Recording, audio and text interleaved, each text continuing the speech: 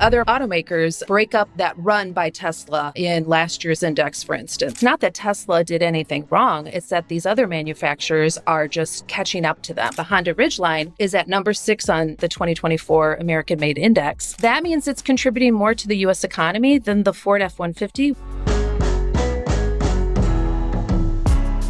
This episode is brought to you by LendBuzz. Dealers, are you losing sales because of thin credit files on your customers? LendBuzz loans are the best way for dealers to finance car buyers with thin to no credit history. Have a customer missing their social security number or ITIN? No problem. LendBuzz can assess the creditworthiness of car shoppers quickly and more accurately without relying solely on a FICO score. This results in more loan approvals and increased profitability. Dealerships that offer LendBuzz loans can get lower dealer fees, higher checks, and same-day funding. Check out LendBuzz at lendbuzz.com/earn-more or visit the link in the show notes below. This episode is also brought to you by CDK Global. CDK Global has been empowering nearly 15,000 dealers with the tools and technology they need to build deeper relationships with customers. Their team is keenly aware of the state of dealership technology, and while many vendors promise seamless experiences between your CRM, DMS, digital retail, and fixed ops, most of these bolt-on solutions tend to break workflows and cause more harm than good.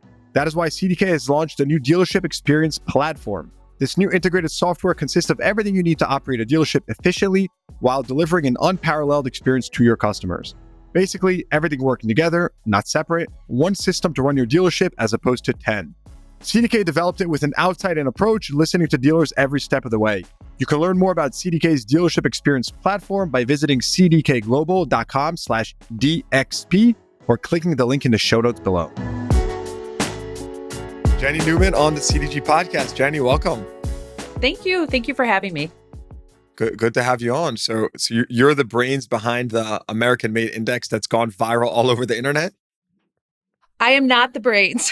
We've got an incredible group of people who put this together. But I am the one who gets to talk about it. So I'm very excited to share more insights on it with you. You have the fun role. Jenni, start us off.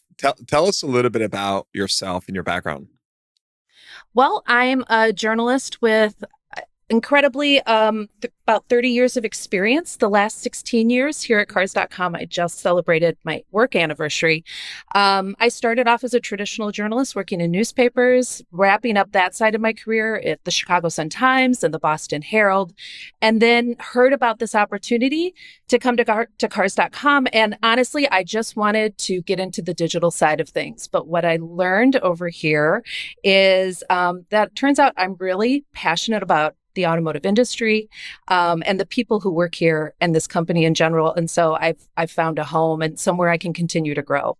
Before we get into the actual index and the drivers, what this means for the car industry, because there's some important movements on this index, I'm curious to know from a business perspective, what is it about, or from a content strategy, right? Like, how did you ideate, or how did your team ideate this type of index? Like, why bring this to market? I know it's been around for, I want to say 5 to 6 years, or even longer. There we go. Yeah. It's grown in its prominence, at least from my perspective. But why, like, how does that strategy, how do you implement that type of strategy to create this type of index? Why even do that to begin with? Well, at Cars.com, we are very fortunate in that we have, for as long as the company has been around, had an editorial department. And this is a traditional editorial department. We are independent automotive journalists who are reviewing cars, covering news around cars.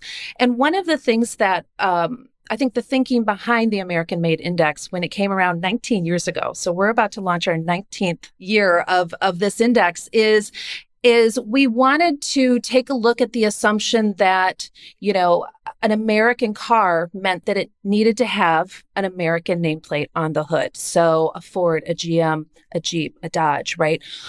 Digging into that deeper, of course, that's a lot of work. I'm sure you're not surprised to hear there's a lot of data crunching and analysis that goes on to make that happen. But ultimately, what we give the reader is the full list now of all the vehicles that are made here in the U.S. And we rank them, of course, allowing people to see which is the most American for the year. So it's a little bit of a labor of love because there is so much effort that goes into it, but we certainly see the interest in it not only from shoppers but also from automakers who are very invested in seeing just an independent source like Cars.com dig into this topic.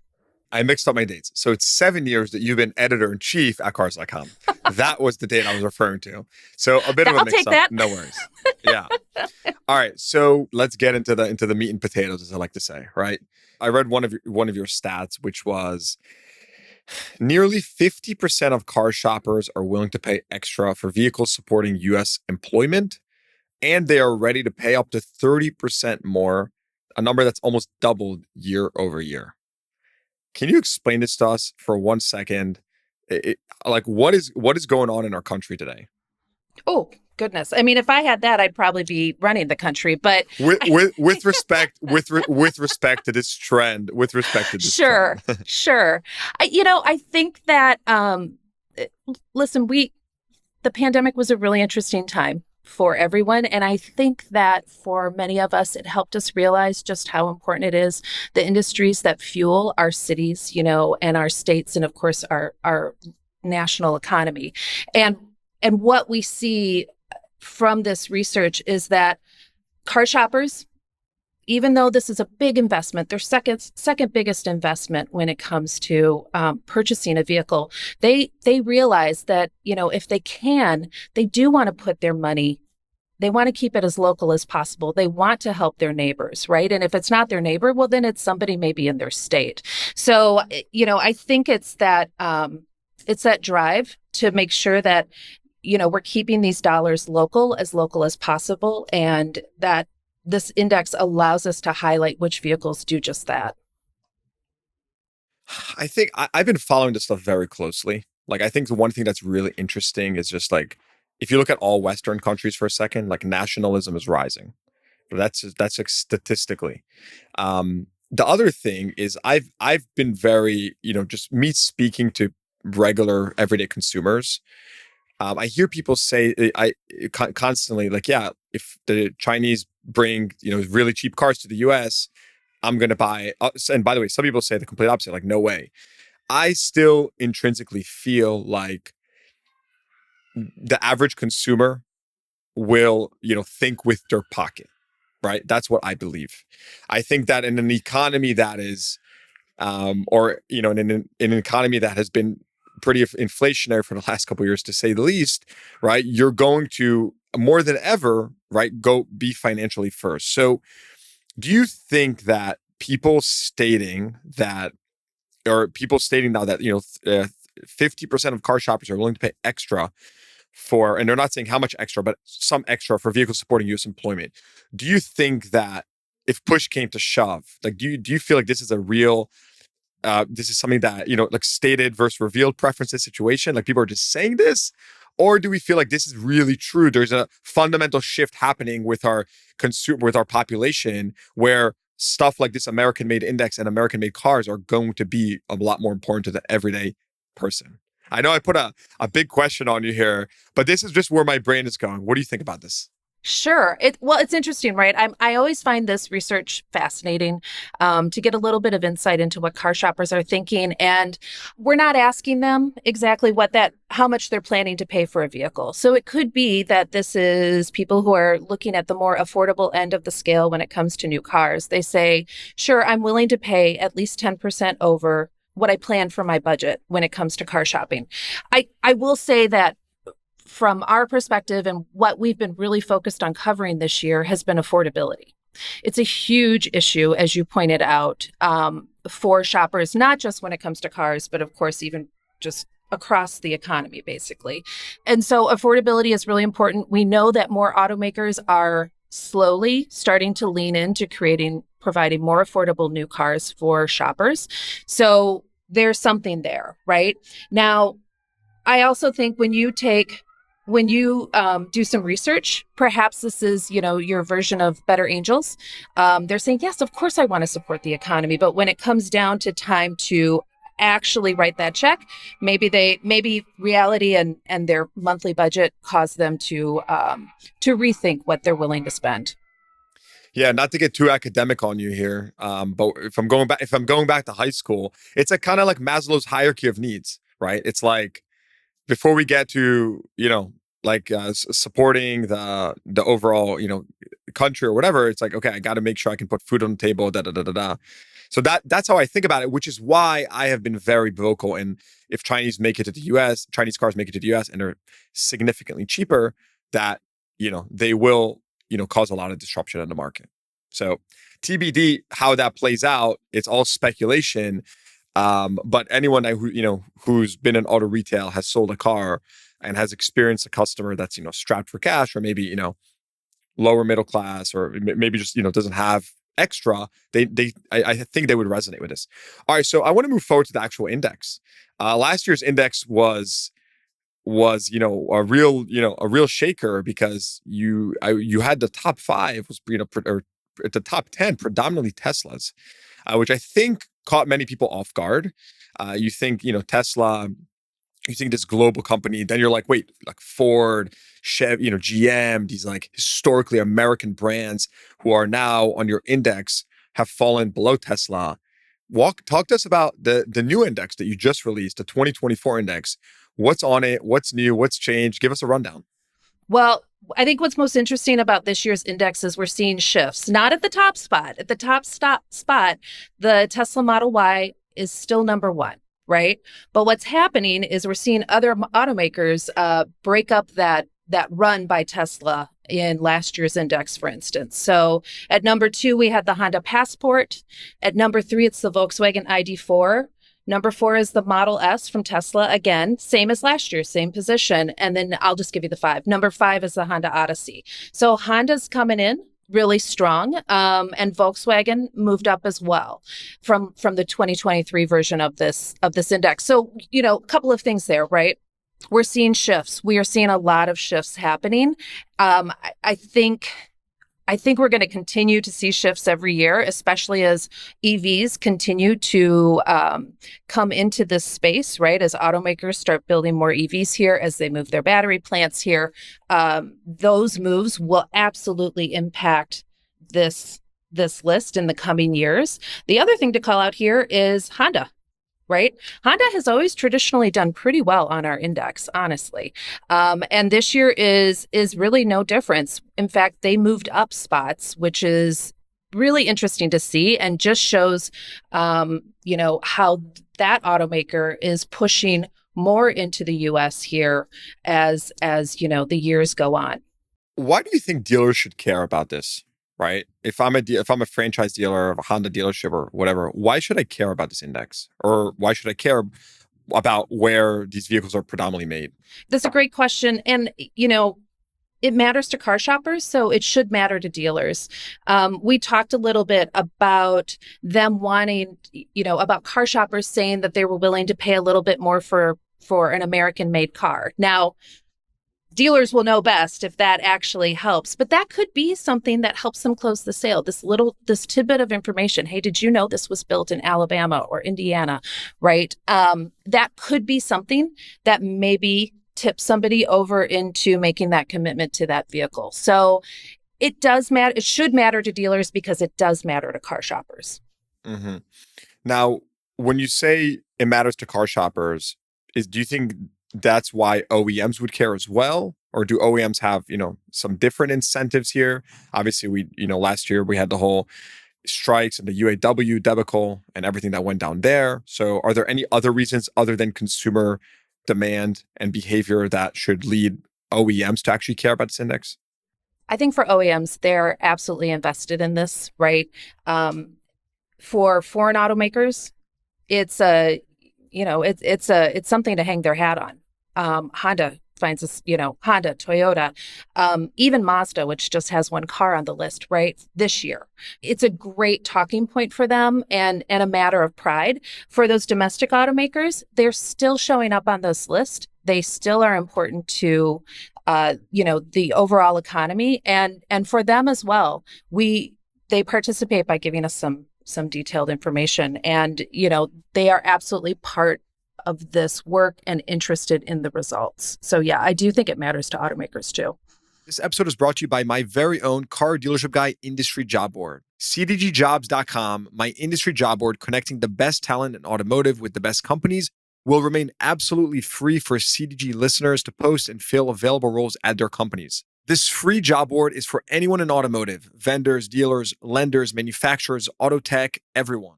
Already, over 100 companies have posted open positions, including Lithia Motors, Recurrent, Credit Acceptance, Veros Credit, Cars Commerce, Shift Digital, Plug, Fullpath, Westlake, Trade Pending. You get the point. The best part is that when these companies hire through cdgjobs.com, they are hiring the most informed candidates in the marketplace. So don't hesitate. You can add your open roles today by visiting cdgjobs.com or clicking the link in the show notes below. That's cdgjobs.com. I just find it crazy that Ford and GM are not in the top 10. I know you just listed 5. I obviously have a sneak peek here to my left. And Ford and GM are not in the top 10 of the American Made Index. It's almost like a paradox. Like, how is that possible? What's going on? Woof, what's going on, right? Ford and GM, I think they're legacy automakers, and so they have this. They are really global automakers. My brain just tripwired. My brain it doesn't make sense to me. Well, that's kind of the assumption of this index, right? Is that this is going to be dominated at the top by Ford and GM, and it's important to call out. I absolutely want to call out that GM has the most vehicles on this index. They have 18 vehicles on the index. Ford has 12 vehicles on the index. So they absolutely are showing up and in powerful ways, right? But the difference is that these are true global automakers. They are legacy automakers. And so they have supply lines around the globe. You have transmissions being built in one country and shipped to the US to be put into one of their vehicles here, right? There's a lot that goes into it. And I think that's what you're seeing with this list. Tesla, on the other hand, right? Another domestic automaker, smaller lineup. They have 4 vehicles in total on the list. And, they are also younger, right? I don't know if we can call them new anymore, but I think we can call them younger.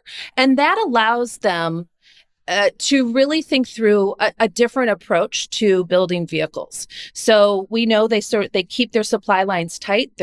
They're based in, the country that they're working, where they have their assembly plants, even the region.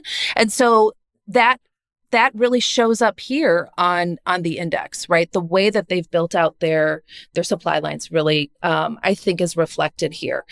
We don't have Rivian on this list, not yet. We'll see what happens as they release more vehicles. I'm curious to see how their approach will show up on this list in coming years as well. So I think, like I mentioned earlier, there's a lot of shifts happening. Every year it shifts. It blows my mind because we start off and we're like, well, what do we think is going to happen? And we're always a little surprised at the end result, which is a good thing. But, it's this industry continues to shift. You have new players come in, and it eventually gets reflected in this American Made Index. Yeah, I feel like if I'm an OEM and I see the trends with consumer behavior, the stats that, we mentioned earlier here in the conversation, it just feels like something that needs to be prioritized over the next 5 years. And so you just mentioned Tesla's supply chain, which was where I thought you were going to take it. And, just their abilities to produce such a large percentage of the vehicle here in the US, it just seems like, increasingly the OEMs are going to have to be thinking about that as well. And it's no longer just, how can I make it, cheaper, right? Globalization, like let's get price down, rather, right? I need to meet consumer behavior, like you were stating. Absolutely. I think, and, again, pandemic lesson, right? Those supply lines, remember, think about the, some of the issues with shipping, that caused vehicles that dealers were desperately in need of to be delayed. There were so many issues from a global standpoint that perhaps we'll continue to see slight corrections, right? There are limits to what some of these automakers can do. The other side of it is the Inflation Reduction Act of 2022. Not only did that incentivize shoppers to purchase EVs, right? But it also is incentivizing automakers to build these EV plants and battery manufacturing plants here in the US. So as those shifts happen, we're going to see the shifts on the index. For instance, Volkswagen ID4. The first year it came out, didn't make the list. It was built in Germany. It moved onto the list quite significantly last year when they shifted production to Chattanooga. And now today it's moved up even one more spot into number 3. And so, right, we're actually seeing it. It's just, as I think you know, with EVs, it's a measured shift. So it's taking a little time. This is definitely a transition point for the industry and even for the index. So explain to me Honda. Like Honda at number 2 is something that also caught me off guard, given the fact that they've had such a fast rise on this list. Is that been something strategic on their end? Like how is that? How have they accomplished that? And I think first, how have they accomplished that? Then my brain naturally wanders to, can other automakers do the same? But let's just start with the first question. How has Honda risen so quickly on this list to be at number 2 right under the Model Y? Honda's made the investments here in the US. It's kind of amazing. You think about Lincoln, Alabama, where they build the Honda Odyssey, the Ridgeline, the Passport, and the Pilot. They also have assembly plants in Indiana, Ohio, and Georgia, and they're going to be building that EV hub in Ohio. So they are definitely, I think you and I both know, automakers really don't make quick plans, right? A quick plan for them is 5 years out. Because there's a lot to coordinate. So this is not just a sudden shift for them. This is slowly building toward this goal. What has worked out well for them is, all of those factors that we just discussed, right? The incentives to start building more factories here in the US, the incentives just from a business standpoint of keeping this production closer, less global and closer. They're seeing the benefits by appearing on this list. What's really interesting is, we didn't go beyond the top 5, but I will give you a sneak peek and say that the Honda Ridgeline is at number 6 on the 2024 American Made Index. And that means it's contributing more to the U.S. economy than the Ford F-150, which is at number 58. So, yeah. So it's really interesting. And one other call out about Honda is, they have their luxury side is Acura. Well, all of the Acuras are built here in the U.S. Now, it's a small lineup, but they're still built here in the U.S., right? And so it's this approach which is obviously benefiting Honda, obviously benefiting these local economies. And, honestly, it looks like Honda's all in. They're just pushing and pushing here to build in the U.S., which is great to see for the workers. So you're saying the Ridgeline, that's a crazy line. The Ridgeline is contributing more to the economy than F-150. F-150 is at 58, which is like the, prominent American-made car historically. Do you think about right? it?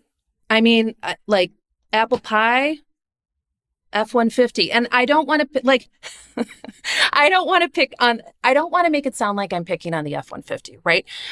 We should acknowledge that any car that makes this list is significant. It has an impact on the U.S. economy, and so that is if you are number 1 or if you're number 100. And this year's list is 100 vehicles. We vetted 401 vehicles to get to this list of 100. So these cars are important and significant, even if they're falling, at the lower half of the list. So let's talk about the vetting, right? Because I'm sure some people are wondering, okay, so we spoke about the list, but how do you come up with the list? Or what's the criteria that you're measuring here when you're creating this American-made index? What is the criteria? Okay, so it's 5 legs, basically. We look at the location of final assembly. We look at the percentage of U.S. and Canadian parts. That always, perks up some ears when we say Canadian. This is reporting that the automakers have to do to the government. And because of the way that the law was written, Canadian parts are combined into that. To help tease out, to get a better sense of that American impact, we also dig into the country of origin for the available engines for these vehicles. the country of origin for the available transmissions. And then we look at US manufacturing. We're looking at the employees relative to the automaker's footprint. So, that's a weighted number that we look at as well. So that's the criteria.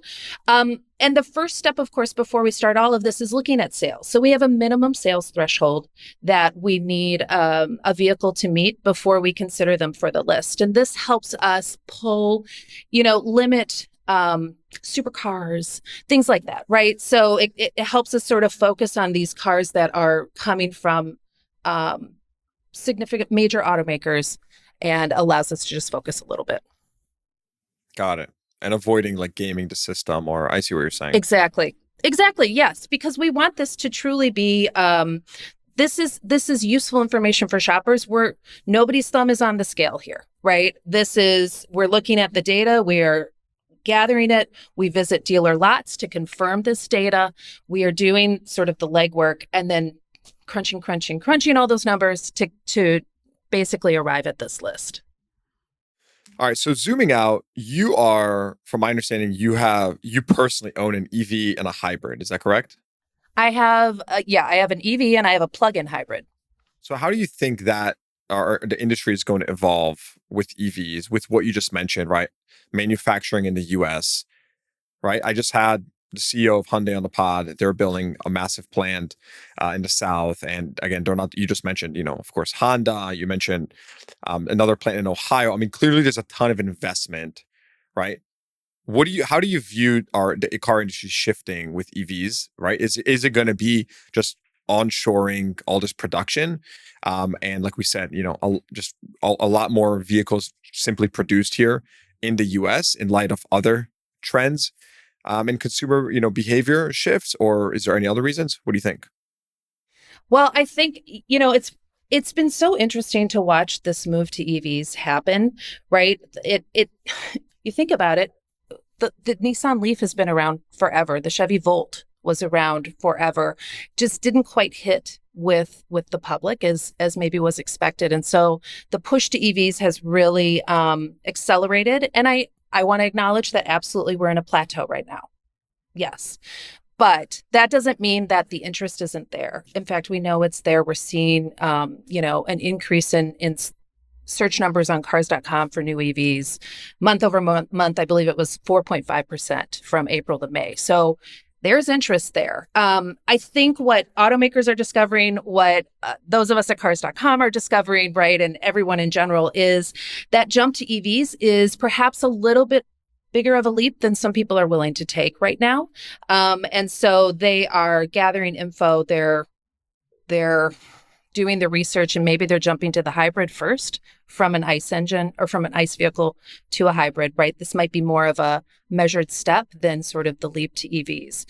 When it comes to automakers, I continue to see these moves, these announcements that they're building, just like you said, Hyundai in the South, a lot of them in the South, right? But they're coming into the US and they're making these major investments, which are going to take a couple of years to bring online. But that to me shows the commitment to EVs, and that this push isn't going to be short-lived, that this is the way that automakers are going to be going. So net, do you think long term, though, do you think EVs are going to accelerate the domestic presence of auto manufacturing here in the US? I think for probably the major brands, yeah. Even Stellantis is coming in, right? And Stellantis is an interesting brand because so many people think of the nameplates as American, but in truth, it's now a global company, right? But they're even coming in. And I think for the major brands that can make that shift, absolutely. Some of the smaller brands, it might be a longer runway for them as they are building up, interest in their EVs, and slowly do they partner with an established automaker here to sort of piggyback on the investment they're making here in the US. So it's going to keep going. Mm-hmm. So what's your prediction moving forward? I mean, we saw a lot of movements here on the list this year. Clearly, and Tesla's still holding the top spot with the Model Y. What's your prediction here for the next 12 months? I would have to assume you're keeping tabs on the major movements from auto manufacturers. Do you see anyone surpassing Tesla for the number one spot? How do you think this is going to play out? Boy, that's a great question. I think, what's interesting about the 2024 list is we're seeing these vehicles sort of slot in between the Teslas, right? And the truth is, it's not that Tesla did anything wrong. It's that these other manufacturers are just catching up to them. So I think we're going to continue to see. Oh, that's okay. I didn't know Yeah, that. right. I know it's not Tesla has been doing what it does well, right? And it does it really well. But these other automakers are catching up. So my guess is, and now you're going to quote me on it, but my guess is, we're going to continue to see more automakers, more EVs come into this top 10, or even just make it onto the index in general. And the big question is, will Tesla be dethroned, in 2025? That one I don't know, but that I'm so curious about it. I'm very curious to see how things shake out next year. Especially if consumers are going to be more interested in purchasing a vehicle, which by the way, like if you go back decades, even before I was born, right? Just patriotism, right? Like purchasing US made products was huge, and it's sort of just declined for a couple of decades since. I saw a chart recently that kind of showed patriotism declining, which is obviously very sad.